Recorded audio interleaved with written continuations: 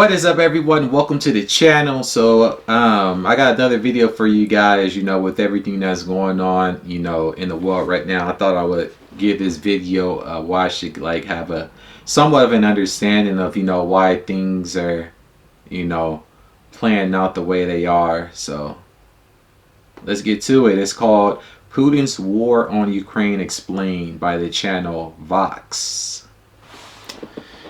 Alrighty then. Мною принято решение о проведении специальной военной операции.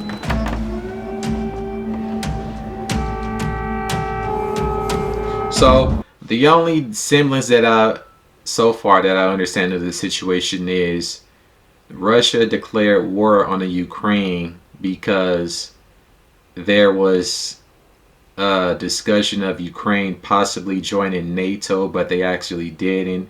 And then there was some other things going on too. Putin called this a special military operation, but it's clear this is a full-scale invasion. Была паника, истерика, слезы. Как у нас пламя было выше дома. We're in a cellar. I'm not sure if it's deep enough to help us to survive. Russian troops and tanks have entered Ukraine on all fronts. All these cities are under attack, including the capital of Kyiv, which has become Putin's main target. Yeah, they probably want to reestablish the USSR, so Ukraine is probably going to be the first move, and then, they may want to venture off into other neighboring countries, which is why the NATO side has been put on high alert or whatever. So many are sheltering in basements and metro stations across Ukraine. There have been hundreds of casualties, and over 500,000 Ukrainians have been forced to flee their homes. It's crazy because it's we slowly coming out of COVID, and now people want to go to war and kill people over stuff that probably could have been resolved with a conversation. Largest wars since World War II. Since then, Europe's map has been shaped by political alliances. But now, Putin wants to redraw Europe's map by force. Yep, and you see that big, well, it's a lot more to it than that. There's a lot of moving parts with this. I've heard, there's certain gas deals that got disrupted by one or the other side, and so that played a part. So, what we're told is usually only what's really going on a surface level. It's always deeper than that. Because you got Romania, Moldova, these is all part of NATO, I do believe. Poland.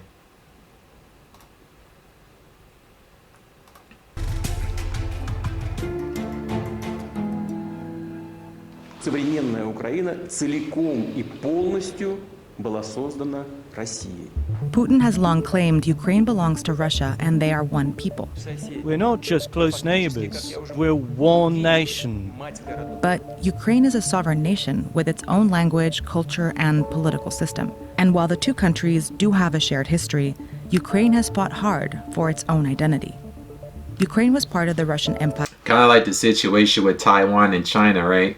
This is kind of like a preview of what would happen if China pushed that button.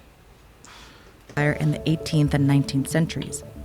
In 1917, the Russian Revolution brought down the empire and the region spiraled into a civil war. Ukraine briefly gained independence from Russian rule, but was quickly taken over by the newly created Soviet Union as one of its first republics. Over the next decade, the Soviet Union brutally expanded its control, and by the end of World War II, it forged a sphere of influence over here, while the West held its influence over here. Yep, so basically, these little shaded parts is basically like client states, pretty much. This is their main territory, and these is like client states. And military and defensive alliances. Essentially dividing Europe and marking the beginning of the Cold War. The Soviet Union installed communist governments on their side, which were easy for them to control.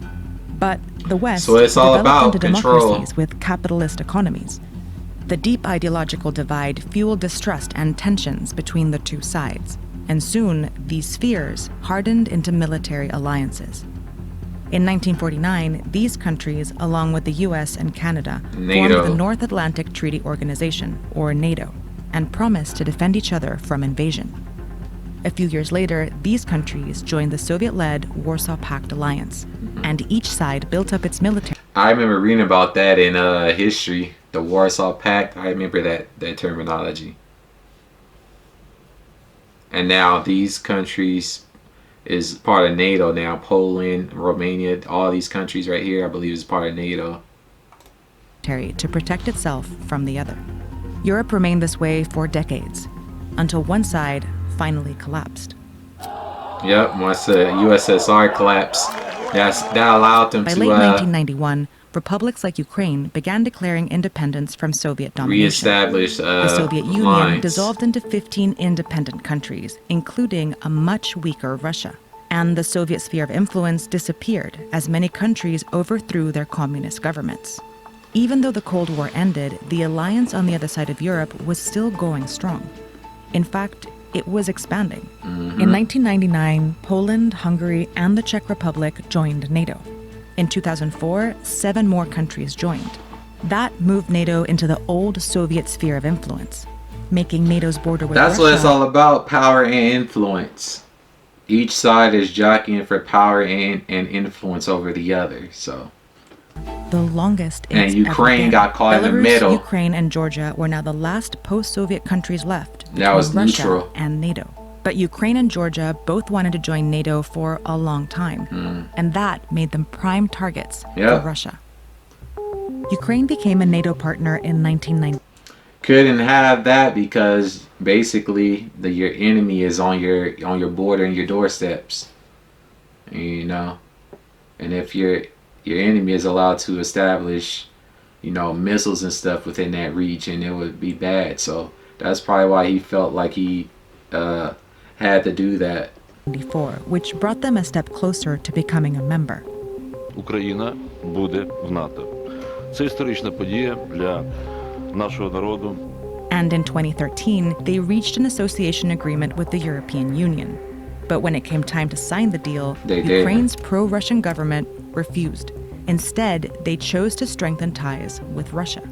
After the decision was announced, hundreds of thousands of protesters took to the streets to demand the agreement be signed.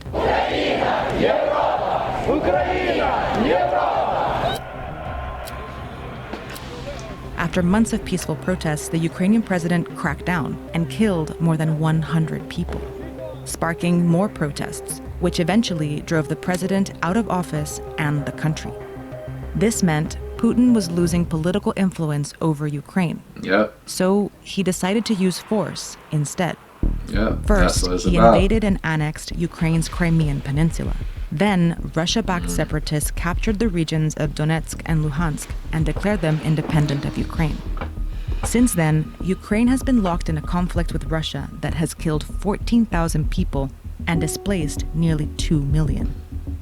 For nearly 8 years, Putin has held on to these regions, destabilizing Ukraine and keeping it from moving closer to the west.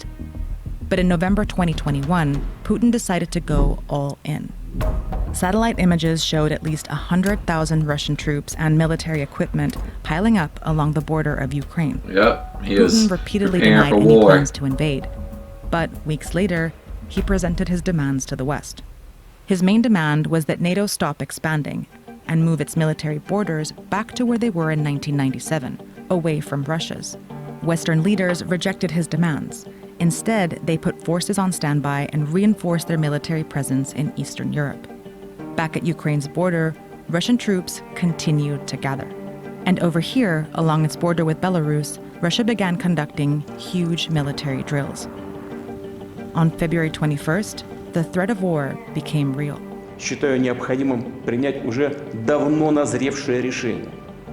Незамедлительно признать независимость и суверенитет Донецкой Народной Республики и Луганской Народной Республики. His troops immediately crossed the Ukrainian border into Russian-backed separatist regions under the pretense of peacekeeping.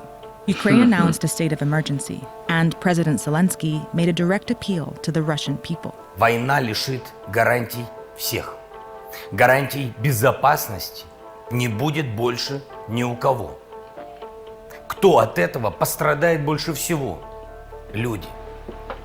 Кто этого не хочет больше всего? Yep, because as of right now, you got a lot of people in Russia protesting. You got people fleeing, and it's just a giant clusterfuck. But that's what it's all about: power and control. Russia, or should I say Putin, who's a representative of Russia, doesn't want NATO increasing their positioning, and he also wants it to go back to how it was during USSR. So he took the offensive and led an invasion into Ukraine, knowing that they wasn't really going to be backed because they're not a part of NATO. If they were a part of NATO, then everyone a part of NATO would have no choice but to attack, and then that will lead to World War III, which, if things continue to escalate, it might head towards that. And you know what comes with that? Nuclear war. Люди. Кто может этого не допустить? Люди. Hours later, on February 24th, Putin launched a full-scale invasion in Ukraine. Специальной военной операции. World leaders have spoken out against Russia's invasion. We condemn this Yeah, there's been a whole bunch of sanctions and stuff, but China and Russia is in bed together. They've had agreements in place before it took place. Putin chose this war. What I've read so far is that China told Russia to hold off until the Olympics was over. And then there's like some type of deal where one side gets grain or something like that. And I think Russia supplies a lot of natural gas into Europe. So there's a whole bunch of moving parts with this. This is what is known as geopolitics. And now he and his country will bear the consequences. Anti-war protests have broken out around the world, including in Russia, despite the risk of arrest. Neighboring nations have opened their borders as hundreds of thousands of Ukrainians attempt to flee. NATO's response force has been activated for the first time in history, and the US has sent additional troops to Eastern Europe. But in many ways, the world is treading carefully. Putin controls the world's largest arsenal of nuclear weapons and has already threatened anyone who might interfere. Кто бы ни пытался помешать нам, должны знать, что ответ России будет незамедлительным и приведет вас к таким последствиям, с которыми вы в своей истории еще никогда не сталкивались. He basically in a situation where he's like, if y'all don't give me what I want, I'll just destroy the world. And then for what I also was reading, Ukraine used to have access to nuclear weapons, but there was some type of situation which led them to not have them anymore. So like, the whole situation is crazy. So countries around the world are imposing some of the harshest economic sanctions to slow Putin down and sending tons of military aid to support Ukraine. For now, Russian forces keep pushing deeper, but Ukraine is fighting back. Захищаємо нашу незалежність, нашу державу. І так буде й далі.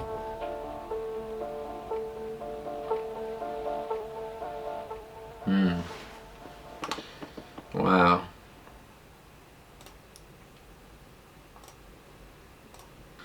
Let's see. Correction, March 3rd, 2022. A previous version of this video stated that NATO was brought to Russia's borders for the first time in 2004 when Estonia, Latvia, and Lithuania joined NATO. That was incorrect because Norway shares a border with Russia and has been in NATO since 1949. We've corrected that line at 36 to emphasize the importance of former Soviet republics on Russia's border joining NATO for the first time. We also clarify that this is one of Europe's largest wars since World War II. We value your feedback and comments and appreciate you bringing these points to our attention. Yep, of course the civilians is going to be the ones that suffer the most. Yep. Wars for Yugoslavia. a detailed video about all the sanctions and their long-term implications. I mean, I think Russia has found certain avenues to get around some of the sanctions. Yeah, Putin wants to reunite you. Yeah, that's what I was saying. That's what I was saying. Ukraine is probably going to be just the first of many moves. He's probably going to go after the other countries that join NATO, and then that's World War III. So hopefully that doesn't happen, because this shit is stupid. War is stupid. In war, the politicians give ammunition. Yep, all the countries are sending the weapons. The rich give the food, and the poor give their children. Yeah, like you even got troops. I've seen videos where you had troops from the Russia side that didn't even want to be involved in the shit. So, I mean, hopefully things work out, but you never know. A lot of this stuff is just crazy. But that's going to do it for my reaction. I appreciate you all for tuning in. If you enjoyed this reaction, be sure to drop a like, a comment, and hit that subscribe button. Also, make sure you guys head on over to my website, 6893.com. Get you guys some merch. You can get hoodies over there similar to this one, as well as various other items. The link for that will be in the description. Other than that, until the next one, peace.